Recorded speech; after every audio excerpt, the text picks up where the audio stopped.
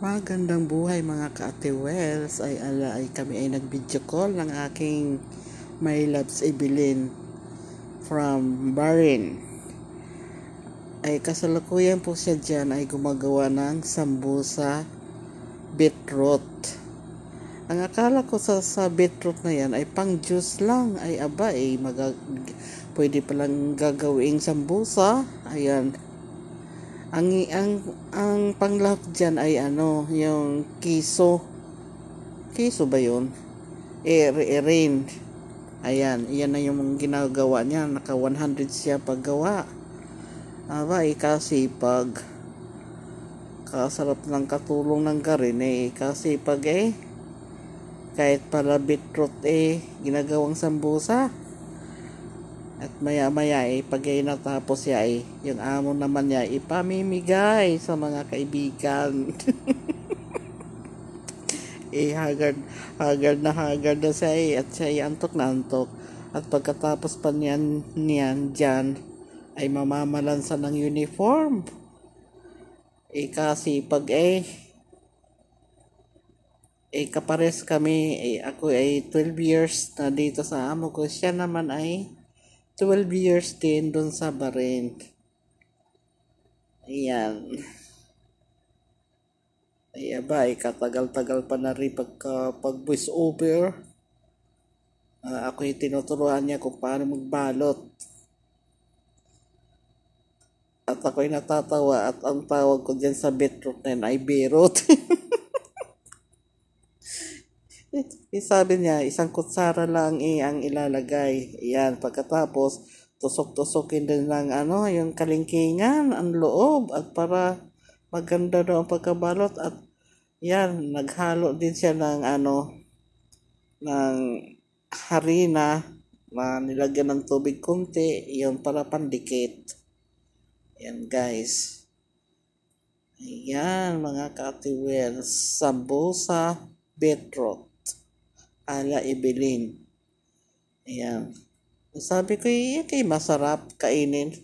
Kaya ba sabi niya ay masarap daw Ayun. At saka pagkatapos mo daw irin yung beetroot na yan ay yung pipigain. At huwag mong itapon yung tubig at yan ay nagagawa din ng juice. Ayan. At ako'y pabibilhin ko ng aking amo ng beetroot at susubukan kong gumawa ng ganyan.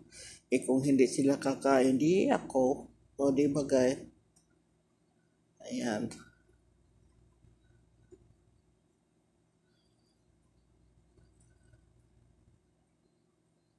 Kasarap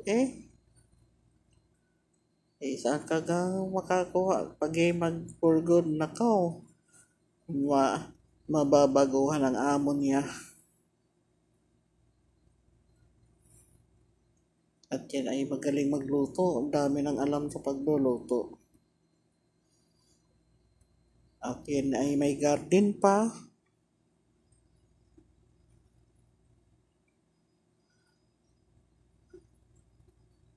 Ang mukha ko din ay haggard din kainaman na. Ayan. Pinapakita pa niya. Sabi niya, yan daw pinagbabalot na yan ay doon daw binibili sa bakery. Yung manggagawa ng mga tinapay, doon daw binibili ng amo niya ng ganyan.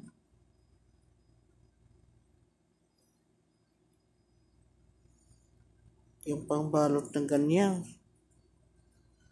Dito naman sa amin paggawa ng sambusa atwal.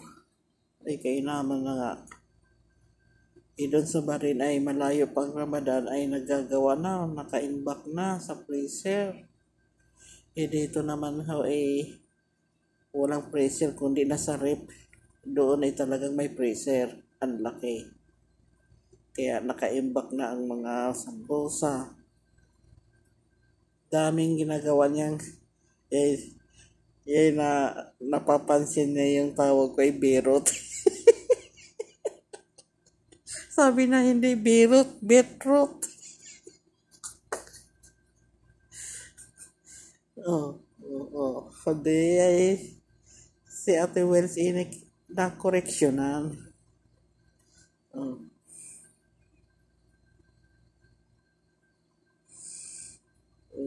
Kagalpak na eh. Huwag daw, huwag daw berot. Betrot daw. Mm.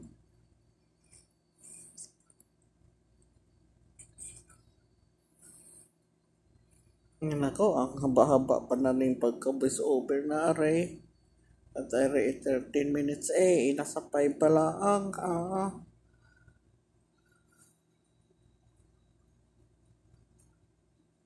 At biglang pumasok yung amo niya dyan at hindi naman nakikita sa video. Ako ay nalaala, ako ay katulong ni Aknad. Ayan. Noon kasi ako ay nagtrabaho sa Barin, magkapitbahay kami niyan. At nung ako ay natapos ng 2 years, siya naman ay bagong dating. Ayan. 1 taon pa lang yata siya doon.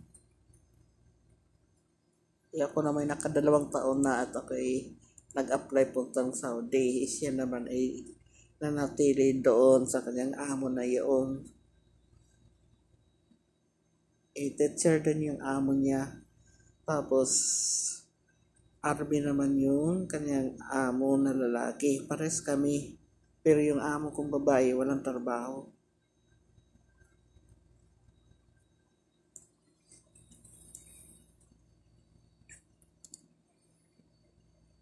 Ayan.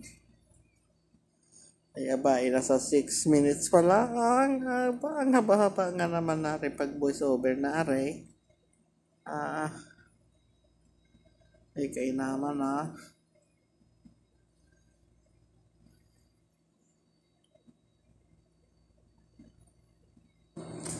Ayan.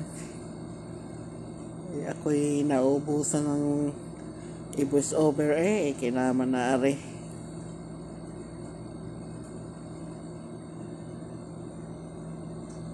Bakit are rin Ba't may dumaan?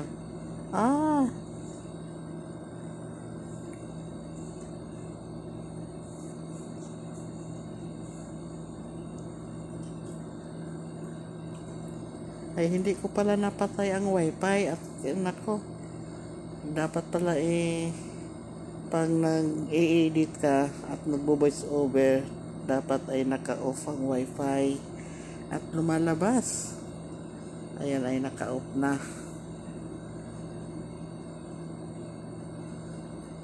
Ang bilis nga din gumawa nito ng sambusa paiba-ibang sambusa. Ngayon naman ginagawa niya berot. Beetroot. Lagi ko nakalimutan. Ang tawag ko sa beetroot ay berot kinaman na nga Ayan.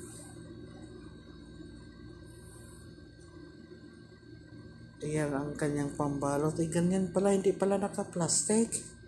Ang laki pala ng plastic kailangan yan ay pag hindi naubos ay ibalot mo ng usay at para hindi manigas at pag inanigas mahirap nang itupi-tupi pagbalot. Dapat hindi makasingaw.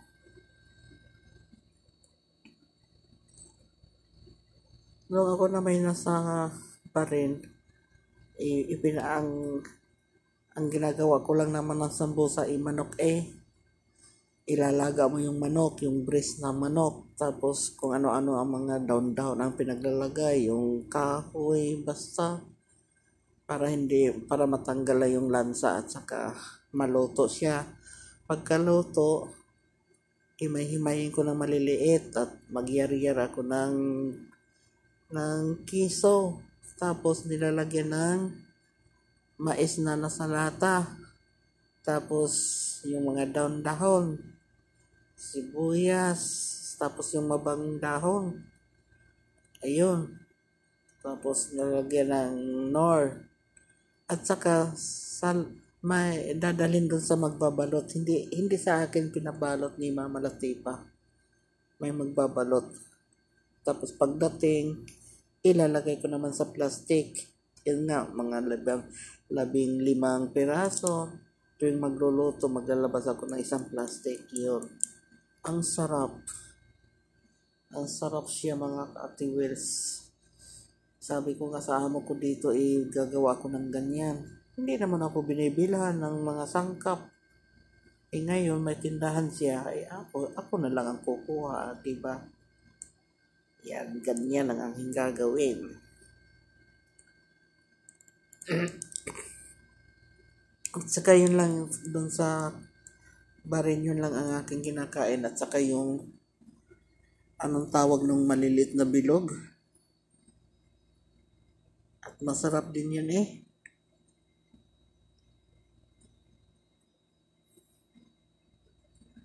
Dito lang pag Ramadan mga Ate Wels, kahit 5 duling wali.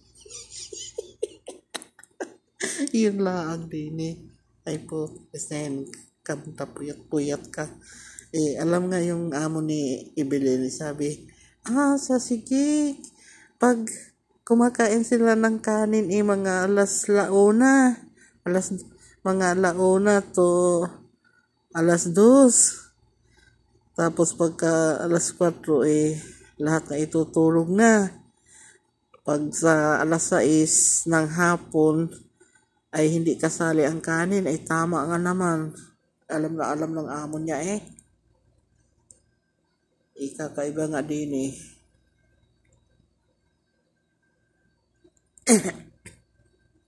Ayan guys, nasa 11:45 na tayo sa pagka-voice over. O bakit may lumalabas pa? Naka-off naman ang wifi. Nung ako'y nag-record pala. Kaya pala may lumalabas nung nag-record, naka-on pala dahil nag-video call nga kami. Di ba?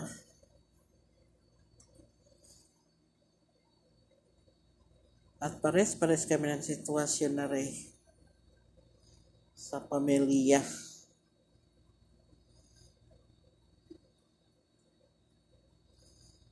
Pero malulusog pa rin kahit may mga problema.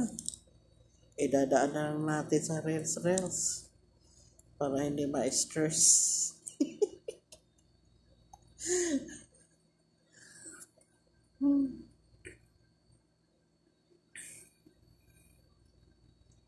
At mabuti na lang ay kami ay nagkabanding sa pag-video call at na-post ko sa long video.